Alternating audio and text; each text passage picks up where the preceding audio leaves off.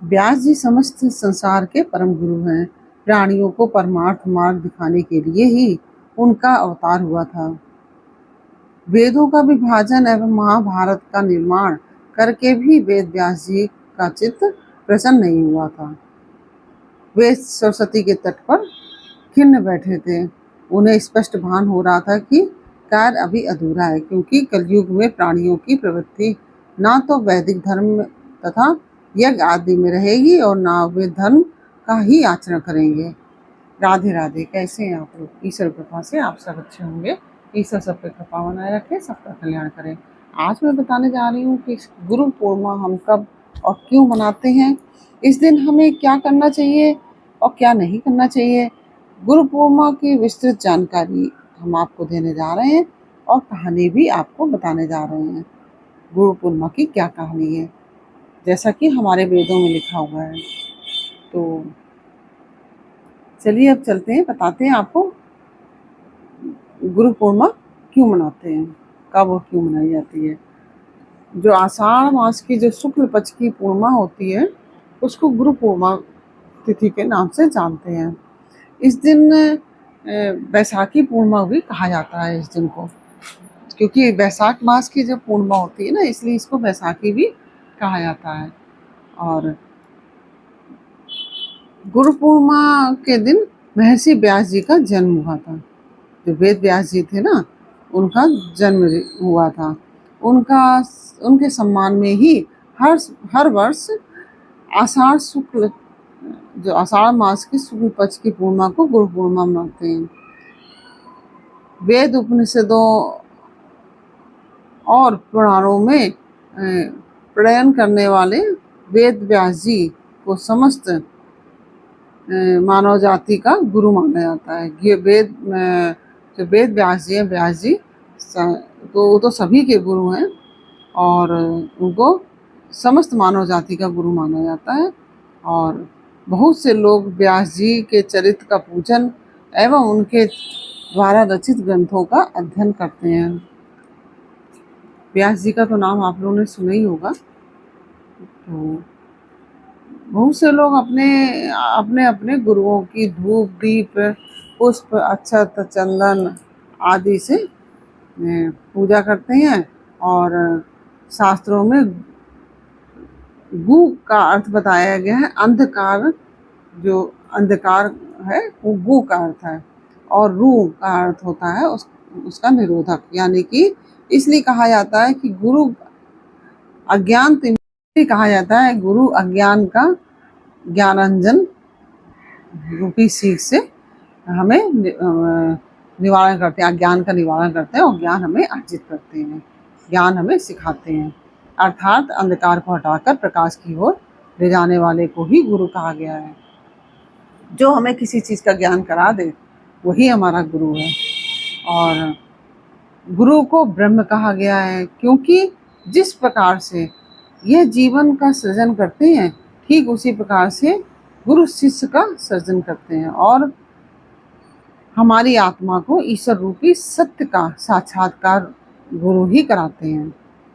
ईश्वर से हम मिलाने का भी कार्य गुरु ही करते हैं।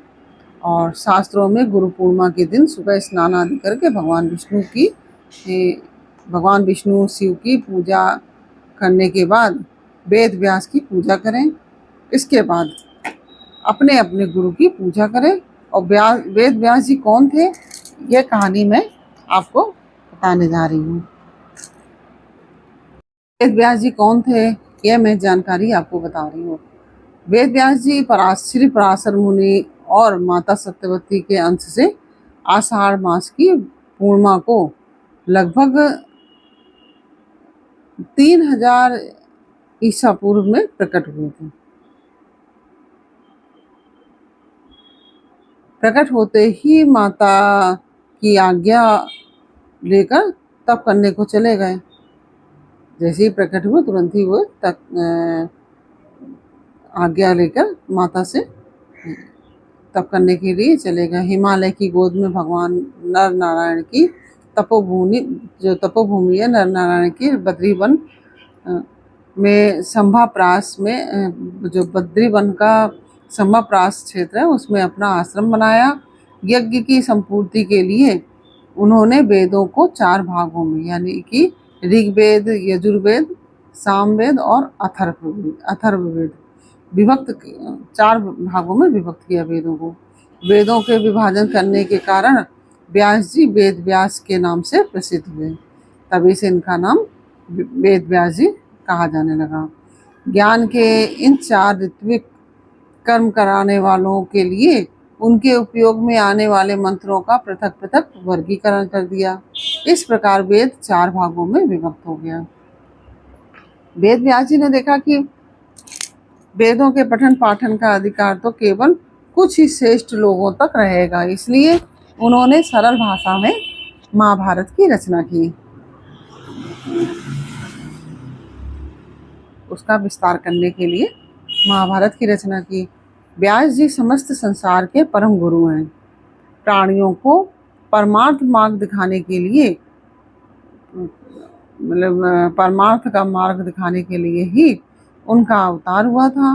वेदों का विभाजन एवं महाभारत का निर्माण करके वेद व्यास जी का चित्त प्रसन्न नहीं हुआ था। वे सरस्वती के तट पर खिन्न बैठे थे।